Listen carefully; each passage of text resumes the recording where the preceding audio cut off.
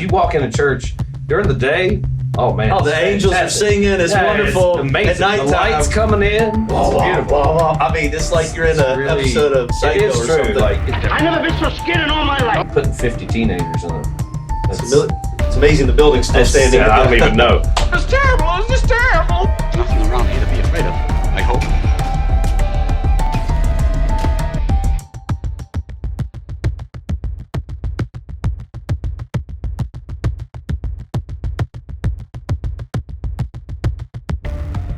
This podcast is sponsored by Old US Outdoors, America's lifestyle brand.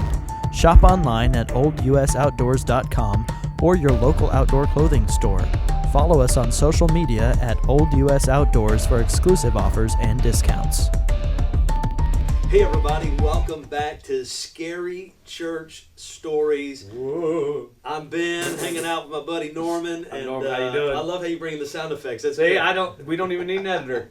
I'm just over here. I'm just gonna drop it in. Every once in a while, when I tell something scary, Whoa. See? yeah, I think that worked well. You should have been with me at church last night.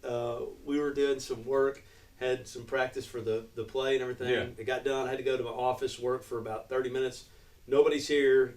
Everybody's gone. There it is. Lights out. See? I'm at the church. Mm-hmm. I hear somebody pushing on the door out in front of the office area. Oh. And I'm like, that's not good. So No. I grab my stuff, put together. I come, walk out. Of course, the one time I have no weapon on me. I mean, I know I got the word of God. It's the sword, but if you can throw it at somebody's got a gun, I like to have one too. Anyhow. Oh my gosh.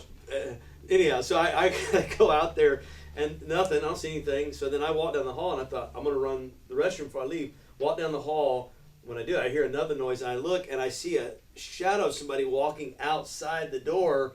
And then all of a sudden, boom, she was right there. Oh, and no. what I didn't realize it was a reflection that I saw, not her. But the good thing is I didn't jump, but she jumped. Oh, who was it? Her name was Miss Faye. Okay. Yeah, she had come back. She was working on the play she was working on the set. And she forgot something, so she came back, but I didn't know. And she didn't know you were here. She didn't know I was here, and she had actually come through the door. That's what I heard. She had come in. knocked it. Okay. And anyhow, so that was my scary church story for this week. Well, you're already, I mean, and that harkens back to being in the church at night. Yeah. I'm telling you. Yeah, I know. It's tough stuff. I was thinking, and we have security cameras on the outside of the building. We don't have any on the inside. Okay. But had they had some on the inside, it would have looked impressive. They could have seen what I've seen, because it looked like a ghost going by the window for a second. You could have been on a YouTube video where somebody saw a ghost or whatever. Send it in. That'd be our next podcast. Well, I'm happy because we have we have a stool, like a little table here, and today we have, I know we had talked about a tissue box. So we have the box, next time we'll have tissues. Well, it's because you guys really interacted with us after episode 2. See? From 1 to 2 it's grown. Now we're here in episode 3. Yep. And look at how the set is growing. It is blowing up. Yeah, it's all that money you're sending in. Thank you for that. Keep sending in. Maybe we'll be able to afford the tissues. Where'd you dig this out of? The trash? I don't know. I found it somewhere. Anyway. Our set is lacking right now, but that's okay. All right. Now, also, by episode 6, I hope to have a picture. We're going to have, weather map here. Today, right now, it's a little rainy in Nashville. There's water everywhere, so there you go. You going to do the weather? I did the weather. There it was. You're like the weather girl. I'm the weather guy, whatever. Anyway, sorry. I said weather girl boy. Weather girl boy. Here I am. Oh, that's very 2022. It is, yeah. Oh, my goodness. We're very current.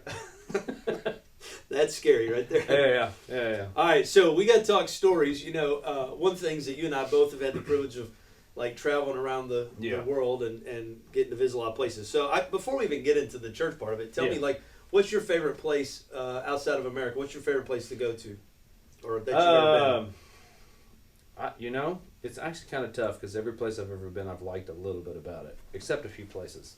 Hold on. Did you like that? Ever been, every place I've ever been. Except for... So, if you're looking through your maps right now, as I'm sure you are, we'll mark them as I go along, and I'll tell you where I didn't like. But anyway, sorry. So I've been to Israel. I enjoyed being in Israel. I thought that was cool. I was there for 7-8 weeks, and then I like all the ones that most people like. I like Paris a lot. I like Berlin a lot. I love London. I really like the south of France. Down in Aix-en-Provence, and then you get over in Nice. Nice is awesome.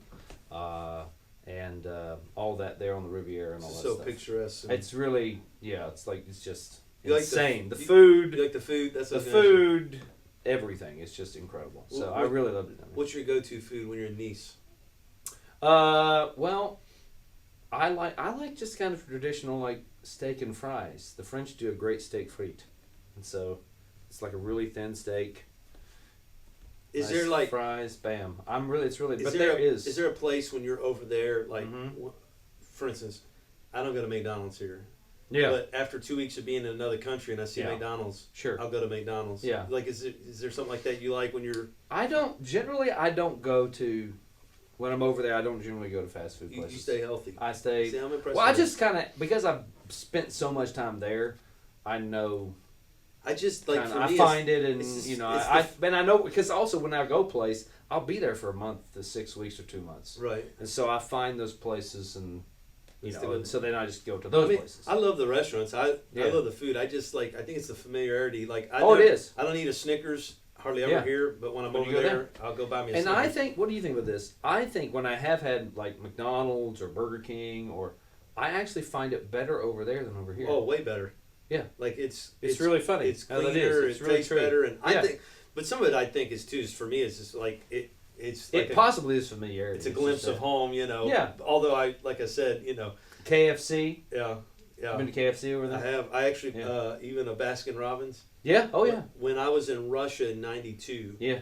Baskin Robbins was the first thing they had in St. Petersburg, Yeah. and the food, I hate to say it, back then was just horrible. Oh really? And Yeah. we suffered. I think they fed Oh, us man. cat and egg, and Oh no. yeah, it was rough. And I've never had any cat. yeah, it's not good. I don't want that. That doesn't sound appealing. Yeah, Where was your favorite place? I've never been to Russia.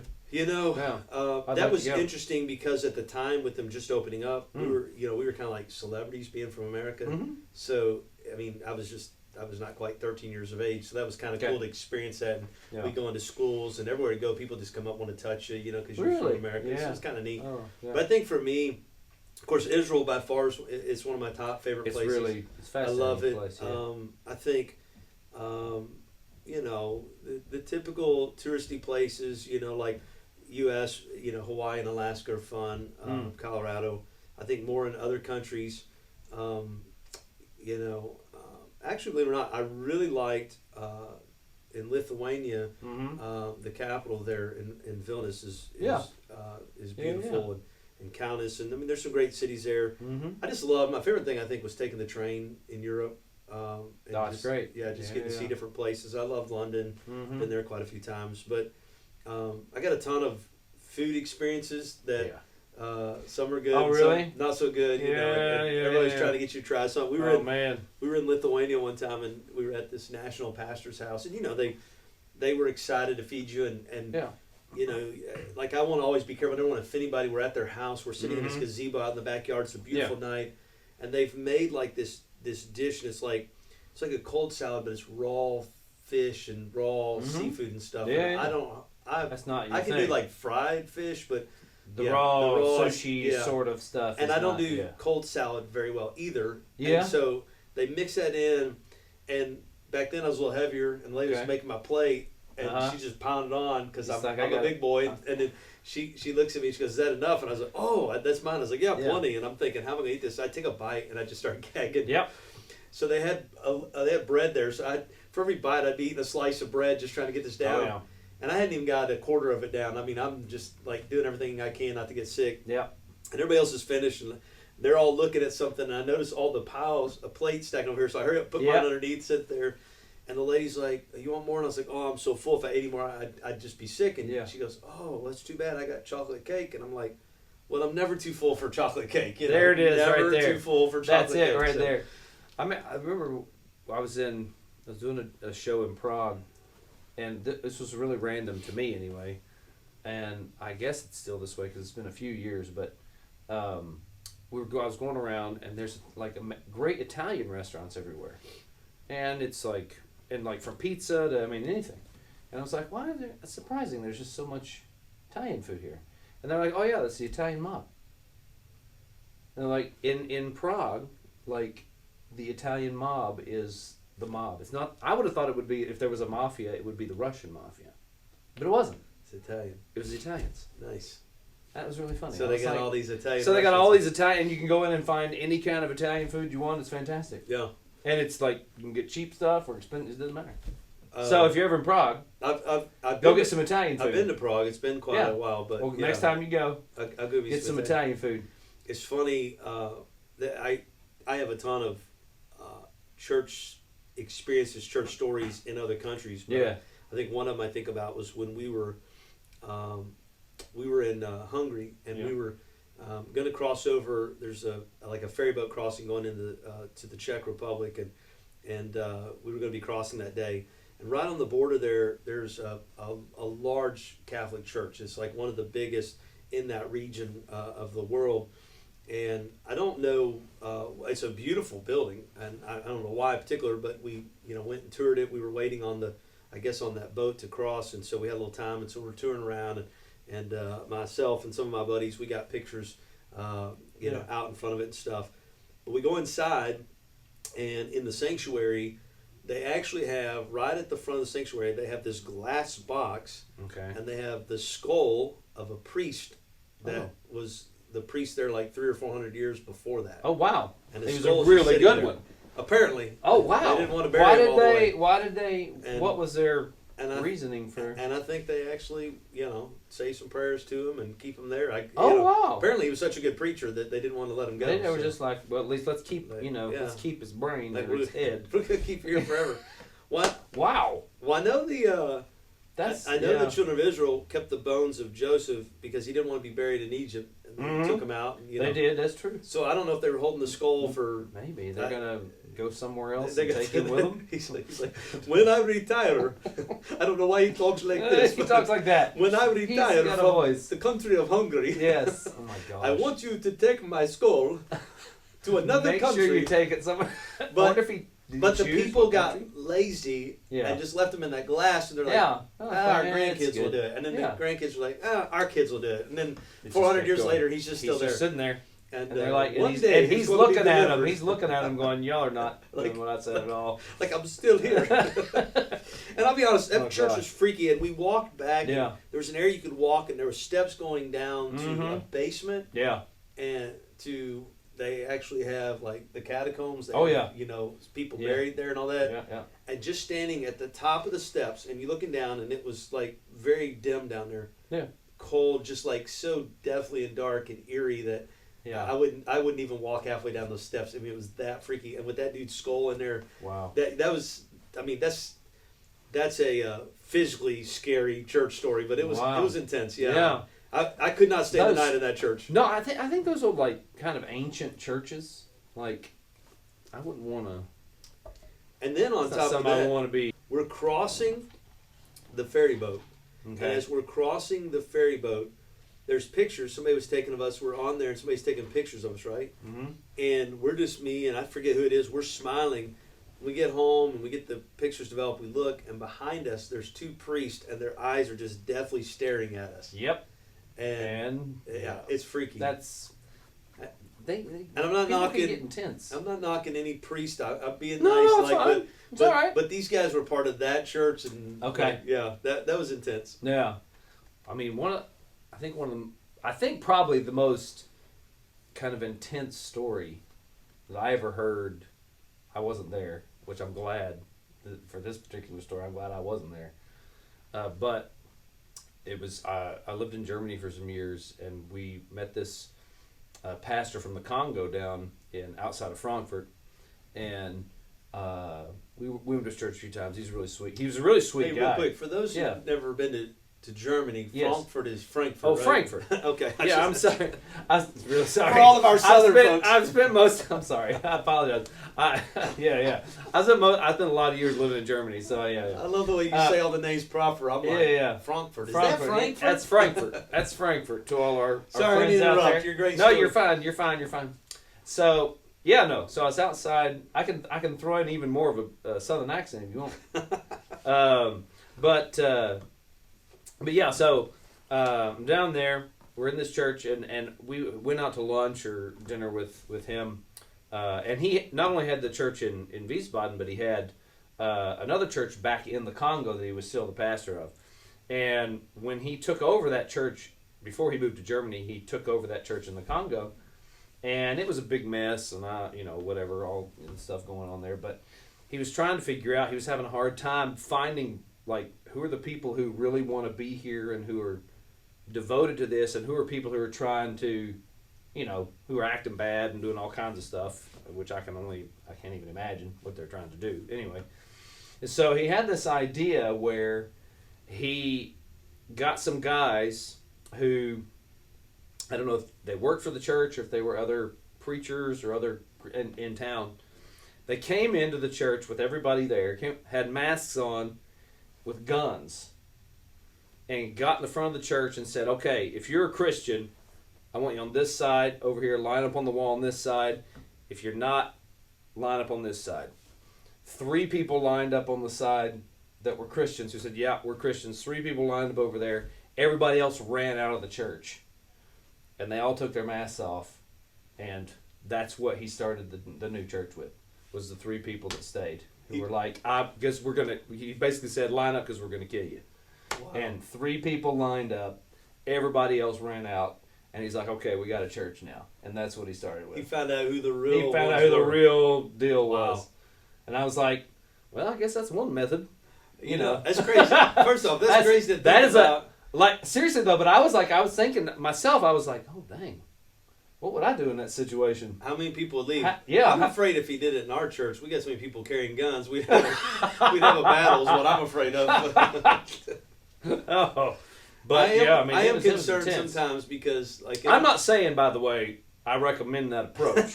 Well, I'm just saying that's a story. That's all I'm saying. We have a disclaimer at the end of this video. Yeah, no. Yeah. Please don't use this method.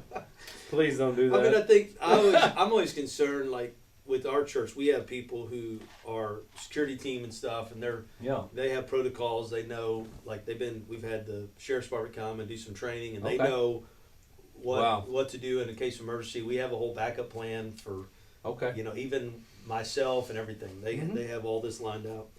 But one of the things that I always think about is, when you live down south especially, everybody's carrying a gun. Yeah. I'm more worried about somebody getting hit in the crossfire because, Oh, yeah. people Well, of course. Yeah, all that. And we've had a few situations in our church where, there's been threats about somebody coming into our church, and really, so we we don't Wow. tell the whole church for that reason because yeah.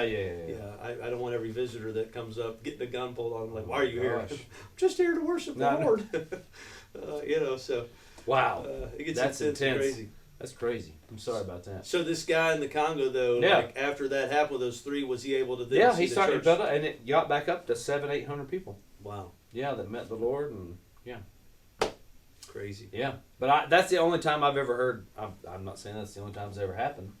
Well, maybe but pastor's having issues. He's like, I know he was like, it was intense. I was like, I heard of a guy one time. He was he decided to really lay home that Jesus was coming again, and so he had was preaching away, and he got to that point, and he's like, boy, the trumpet could sound right now, and he's just going away. And all of a sudden the lights went out, and he had a guy set up in the choir loft. Nobody could see him, and he just started blowing the trumpet.